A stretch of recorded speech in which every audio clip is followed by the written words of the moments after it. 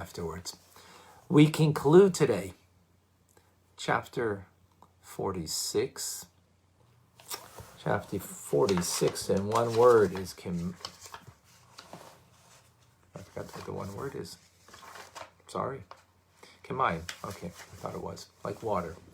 Reciprocal love we're talking about. Our reciprocal love, the greater the person is and the lower we are, the greater will be the love. Right? Great king who takes out a pauper and brings him into the inner chamber. The more distant, the greater is the reciprocating the love back. God Almighty, the ultimate greatest king, loves us, brings us into the inner chamber, gives us a piece of him. How? Through Torah and mitzvahs, that we can bond and connect with him with a divine hug through mitzvah, 248 limbs of the King of God, as each mitzvah is a unique limb, metaphorically, that we're embraced with. And a kiss, the Torah.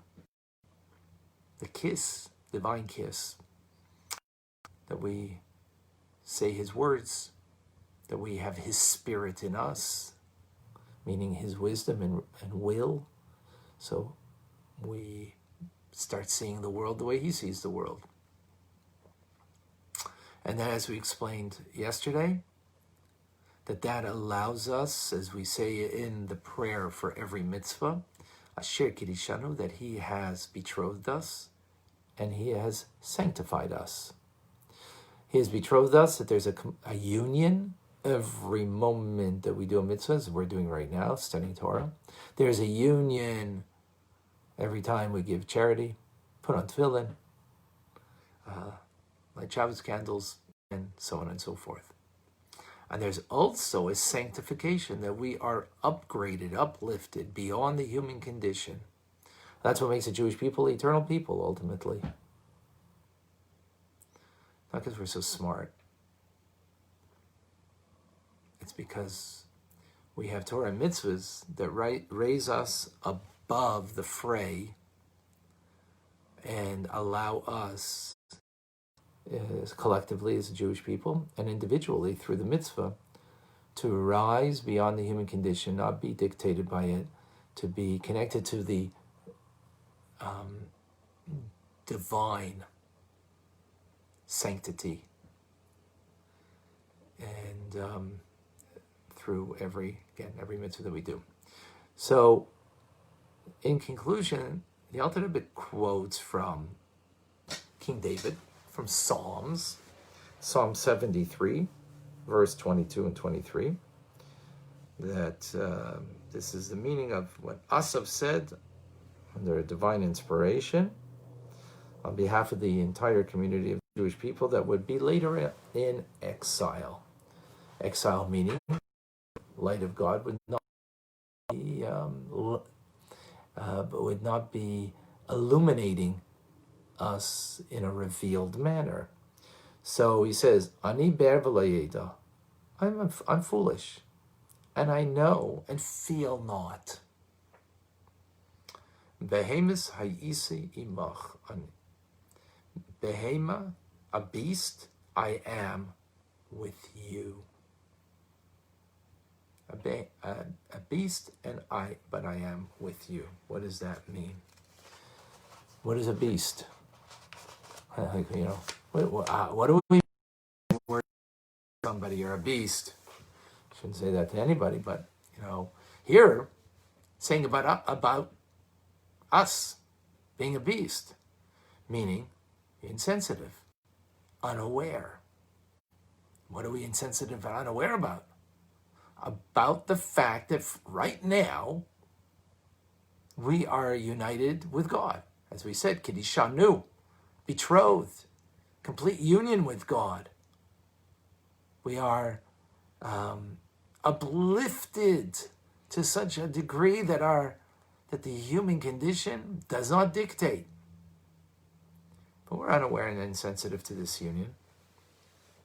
In other words, Intellectually, it might be aware, but we're not experiencing it. We're not experiencing, as a result of this, the love and awe of God, the pleasure in God himself.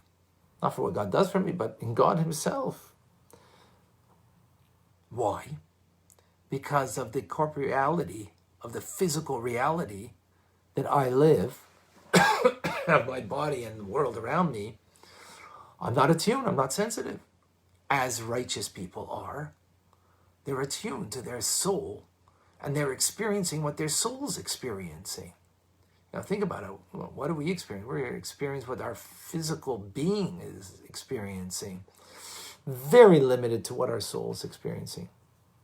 And if you think that you are, I suggest that think again, that we're really not. We're really not attuned to our neshama. We might get a little dazzle, we might get a little thrill, but that's more the body and not the soul really talking. There's a bit, maybe, a little, I should say it all. There's a little bit. We feel the consequence of it, but we don't feel it.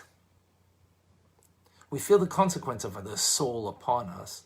So then when we do learn, we do get uplifted, it does change our day. But that's the consequence of the soul that we're kind of experiencing rather than the soul directly. The righteous feel it. And the proof is, because then we should have a true love and awe of God, because what we're aware of should then feed our heart and should, make that significant change. As we know that das, our knowledge, incorporates chesed and gvura, love and awe of God, right? But nevertheless, so we're not experiencing it. We're not truly aware that it's awareness here. It doesn't mean that I know something in my mind. We're learning Tanya. We know this stuff. Some of us know it cold because we've been learning for a long time. That's not the awareness we mean. Awareness means experiential awareness. That it's in das, in knowledge. It's coming into and feeding my heart. That I am experiencing what my soul's experiencing. Nevertheless, even though I'm not, I'm continually with you, as King David says in Psalms. I am with you, even though the corporeality of my body prevents me from truly experiencing the union that my soul's experiencing now. I'm still with you. In other words, it won't prevent me from doing the mitzvah. It won't prevent me from studying Torah, right? Even the darkness cannot obscure you. So then accordingly, we still do the mitzvah. We are still connected. In other words, even if I'm not experiencing it, it doesn't take away from the fact. The fact is right now we have a union, a total betrothal with God. Supreme holiness. And even though the righteous do experience it and we don't, we're still with God. We're still with him. We're still connected. We're still one with him. And with this, then, we can understand something interesting. There's punishments in the Torah. For example, if you eat chametz, a Jew eats chametz on Pesach, he eats leavened bread on Passover, or if someone transgresses Shabbos, there's severe punishment. There's severe punishment. Even, there's even the death sentence in Judaism. Very seldom would it ever be used, the death sentence, because you need two kosher witnesses who warn the person that, what you're doing right now, you get the death sentence for it, and they have to acknowledge verbally and say, yes, I know, but I don't care. And then they have to do the act, right? That's irrelevant to the point over here. The point over here is the punishments, which are a consequence of an individual who, it's a consequential punishment, which I don't want to go into here because that's not the point over here. The point is like this: whether you're a righteous person and fully aware of that eating leavened bread on Passover, chametz on Pesach, is like, oh my gosh, you're fully aware of how that's a prohibition, and you fully detest the idea of eating chametz on Pesach, or you're an ignoramus, a simpleton, and you're not really fully aware. Yeah, you know, Jews, we know we don't eat bread on Passover. Come on.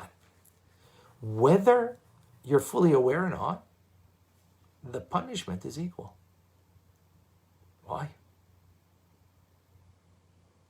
Because the reality of the light of God that you're imbued with, or the light of God that you have pushed away, or you have desecrated and taken that light of God and brought it into Kalipa, is equal. Because it's not about your awareness that makes the reality. The fact that you did the mitzvah is a connection. The fact that you did the sin is a disconnect. Irrespective of my understanding of it, appreciation of my feeling of it. And with that, then we understand how every one of us, this is the reality. Right now, studying Tanya, that's the reality. Every time we give charity, we have a divine embrace. Now we have a divine kiss. We are exalted. We are betrothed. So on and so forth. At all times. Powerful idea. Powerful idea. The truth of this is irrespective of my experience of it, or my awareness, or my agreement with it. So, let us recap.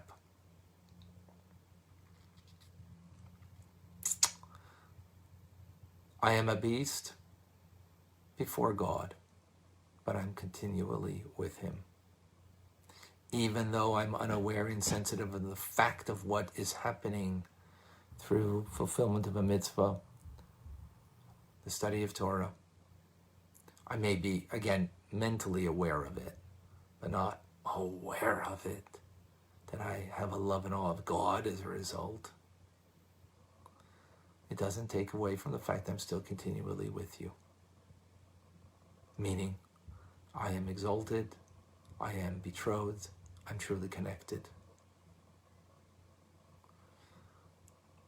And that's really important because, we live in a Western culture that says, all you need is love. All you need is to feel. All you need is experience.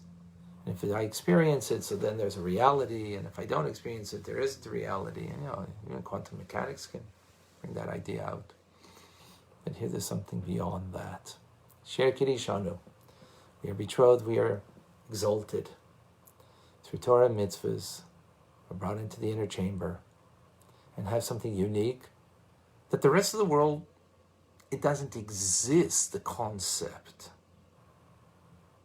Actually, interesting. Quantum mechanics, right? The idea of quantum mechanics is that your perception of something makes it the reality. Right? For those who understand what I'm saying, without going into that right now. And here, that's the human condition. But that's not the Jewish condition. That's not what Torah mitzvahs is. God created the human condition, the world's nature, but we're not restricted and confined to it. We do a mitzvah, we're betrothed, we're exalted, sanctified, above and beyond. Wow. Powerful stuff. So, we got to learn Tanya. And we got to share it with others. Laura, we mentioned, yes, from Nashville. Boker Tov. Casey. Boker Tov Chaverim. From Anna, from Sydney. Shalom. Yes, may we continue learning Tanya with Mashiach's coming in Eretz Yisrael. My son Label, thank you for watching. Sandy from Phoenix is back again. And who else? Rick, good morning from the Chicago area. And Isabel is with us from somewhere in Europe. Munich, right, I knew. Irma from St. Martin, good morning. Angela from Zambia, all right, very nice, thank you for joining. From Homestead, Florida, Shell, thank you for joining. And Jane from the Illinois area, good morning. And Pamela, Boker Tov to you. Sarah from Brazil, Shalom. Denise, thank you for joining. John from North Carolina, Boker Tov. And yes, a lot to think about. Angelina, thank you. Paul, Boker Tov from San Antonio, Texas. And Arye from Miami. And he's asking me, what are my thoughts about praying alone every day, the daily 3 services? No synagogue that's closed. Well, I have a synagogue that's very close that I run, and it's closed. I'm between us folks, I'm lucky. I have neighbors. So we have a minyan on the balcony, because our neighbors, we have a bunch of kids. So we have a minyan. But prayer is about the heart and about our connection to God. So yes, definitely. Daven 3 times a day. Been praying? Okay. Gotcha, Andy. Yep. It's about the heart. So sometimes, when you pray alone, you can connect to your heart better than when you pray with a minyan. But in any case, we got to do it. Laura, thank you. Andrew from New Jersey, good morning. Rona from Maryland, welcome. Molly Boker Tov from Raleigh. And Pamela from Northern Virginia. Karen, thank you. Who else is with us? William. Ricardo from Houston, and Golda from Massachusetts. Beautiful. All right, folks. Thank you, Margo Lozata. Again, sharing is caring. For those interested, tonight I will have a class on Facebook, Chabad ZK. If you'd like to join us, 7:30 tonight. And that's it for today. Have a wonderful day. We'll see you tomorrow. Be well.